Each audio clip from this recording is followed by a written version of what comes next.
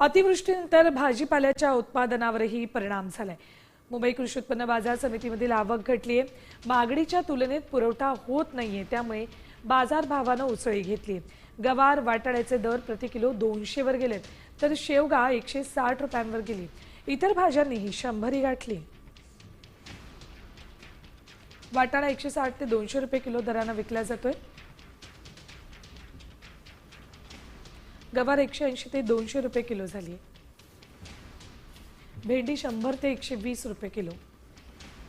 फरसबी 100 ते 120 रुपये किलो। कारली 60 ते 100 रुपये प्रति किलो। दोडका 80 ते 100 रुपये किलो। वांगी 80 ते 100 रुपये किलो।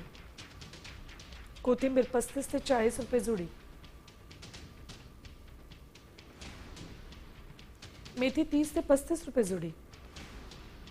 पालक 30 ते 40 रुपये जुडी। शेपू 30 ते 40 रुपये जुडी।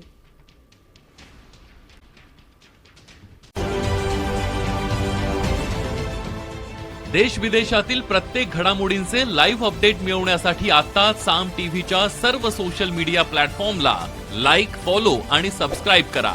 तसंच सर्व नोटिफिकेशनसाठी बेल आयकॉन प्रेस करायला विसरू नका।